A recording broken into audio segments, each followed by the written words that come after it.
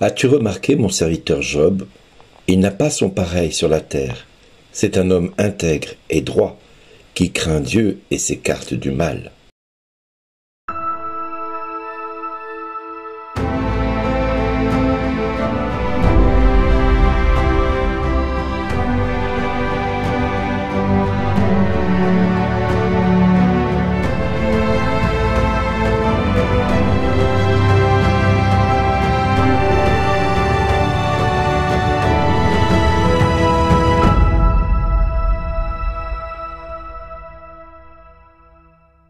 Aujourd'hui, le message vous est adressé par Bernard Dille. Bonjour les amis. Aujourd'hui où l'Église fête un prêtre et docteur de l'Église qui s'appelle Saint Jérôme. Saint Jérôme qui traduisit la Bible en latin et qui fut un grand influenceur quelque part dans son histoire sur l'avancée de l'Église et de sa compréhension des Saintes Écritures. Mais également l'Église aujourd'hui nous parle d'un auteur qui n'est pas des moindres, c'est le livre de Job. Et nous commençons ce texte de Job avec une petite particularité, c'est que nous apprenons que Dieu rendait audience à tous les fils de Dieu.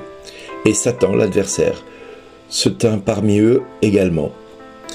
Et le Seigneur lui demanda « D'où viens-tu » Et l'adversaire, le Satan, va lui répondre de parcourir la terre et d'y rôder. Oui, nous avons quelque part le diable qui règne sur la terre et qui rôde sans cesse, cherchant qui dévorer.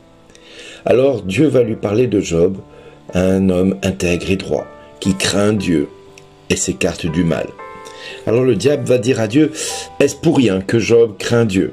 N'as-tu pas élevé une clôture pour le protéger, lui, sa maison et tout ce qu'il possède? Tu as béni son travail, ses troupeaux, que tu multiplies dans le pays.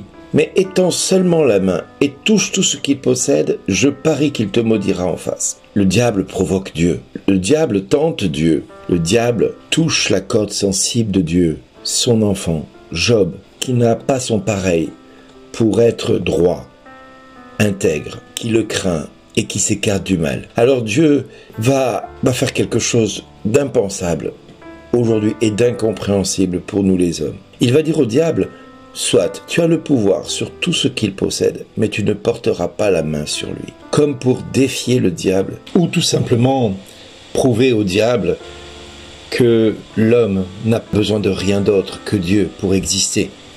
Donc le diable peut lui voler, lui prendre tout ce qu'il estimera. Le diable peut tout prendre, mais il ne peut pas toucher l'être humain que nous sommes. Il ne peut pas toucher à la vie de Job. Job restera fidèle, quand bien même tout ce qu'il possède lui sera retiré. Et nous allons voir le diable se déchaîner. Le diable va vraiment lui voler tout ce que Dieu lui a permis d'avoir. Le diable va vraiment le spolier de tous les biens que Dieu lui a donnés. Ses fils, ses filles, ses bœufs, ses ânesses, ses chameaux, tout le monde disparaît autour de lui. Tout le monde disparaît et meurt. Et là, nous pouvons nous dire, mais Seigneur, mais pourquoi permets-tu une telle chose? Et Job va se prosterner. Il va d'abord déchirer son manteau, se raser la tête, se jeter à terre et se prosterner devant Dieu. Et il va dire une phrase impensable. Nu, je suis sorti du ventre de ma mère, nu, j'y retournerai. Le Seigneur a donné, le Seigneur a repris. Que le nom du Seigneur soit béni. Le texte finit par une phrase doublement incompréhensible. En tout cela, Job ne commit pas de péché. Il n'adressa à Dieu aucune parole déplacée. Mais quelque part, Job commet une parole impensable, incompréhensible. Quand il dit « Le Seigneur a donné, le Seigneur a repris », que le nom du Seigneur soit béni. Le Seigneur a donné, le Seigneur a repris. Mais qui a repris? Certes, le Seigneur a donné. Tout ce que Job possédait, c'était le Seigneur qui lui avait donné. Mais le Seigneur a repris quoi? Il n'a rien repris. C'est le diable qui l'a spolié de tous ses biens, de tout ce qu'il possédait. C'est bien le diable qui s'est jeté sur Job et tout son patrimoine. Certes, avec une forme de bénédiction de Dieu. Une forme de bénédiction qui veut que Dieu a éprouvé le cœur de Job. Et Job n'a pas cédé. Que le nom du Seigneur soit béni. Et pourquoi je dis que cette phrase qui termine le texte, Job ne commit pas de péché et n'adressa à Dieu aucune parole déplacée, semble incompréhensible, parce que quelque part Job ne réprimande pas Dieu, mais il le dit être la cause de tout ce qu'il a perdu. Il le déclare comme étant quelqu'un qui lui a pris tout ce qu'il lui avait donné. Alors certes, il ne réprimande pas Dieu, il constate. Nu, je suis sorti du ventre de ma mère, nu, j'y retournerai. C'est une évidence pour lui, parce que Dieu permet cela. Dieu a permis que le diable lui vole tout ce qu'il possédait. Mais cela résonne encore plus fort quand on va lire l'Évangile. Quand on lit l'Évangile, on comprend que Jésus qui dit « le plus petit d'entre vous, tous », c'est celui-là qui est grand. Jésus essaie de faire comprendre que nous ne sommes pas grands en fonction du patrimoine que nous possédons, de la noblesse que nous avons, de l'héritage de nos parents que nous possédons. Non, nous ne sommes pas grands en fonction de cela.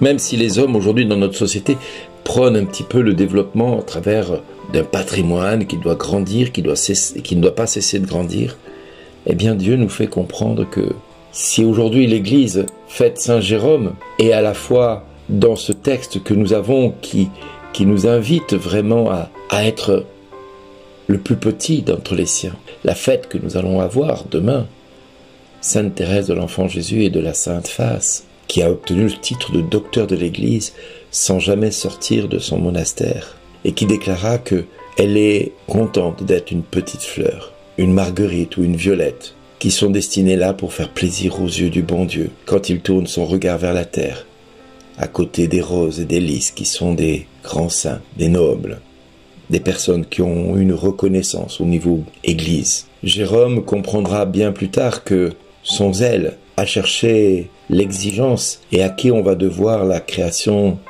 des vierges consacrées, cette exigence qui va porter scandale à Rome, puisqu'à Rome, les prêtres et les évêques ont une vie totalement débridée, totalement scandaleuse, et qui va scandaliser l'histoire, qui va scandaliser l'Église locale, si bien que quand le pape Damas Ier va décéder, qui était le protecteur de Saint Jérôme n'aura pas d'autre solution que de fuir en Terre Sainte, parce que l'Église locale de Rome le tiendra responsable d'avoir dénoncé le péché de tous les membres de l'Église. Et ça ne plaît pas. Alors nous voyons vraiment plusieurs aspects de l'histoire. Job qui perd tout parce qu'il fait confiance à Dieu. Saint Jérôme qui va perdre le statut qu'il a parce que son protecteur décède et qu'il est obligé de fuir à Jérusalem. Et au milieu de tout ça, une invitation à ne pas rechercher les grandeurs de ce monde, ni même la jouissance de ce monde, mais de nous intéresser à ce qui est petit, à ce qui est tout petit au sein de l'Église, qui mérite notre attention, tout comme les petites fleurs du jardin, telles que les marguerites et les violettes. Autour de nous, il y aura toujours des grands saints. Autour de nous, il y aura toujours des grands nobles, des grands puissants, qui se verront gratifiés de toute la noblesse et de tout l'intérêt que les hommes peuvent leur porter. Recherchons les petites choses, recherchons les tout petits, recherchons l'humilité, car c'est celle qui nous conduit à Dieu. Pas l'honneur des hommes, ni l'honneur des puissants de ce monde. Non. Ce qui attire le regard de Dieu, c'est notre humilité. Et dans cette humilité, Dieu déclare à chacun de nous, merci d'exister.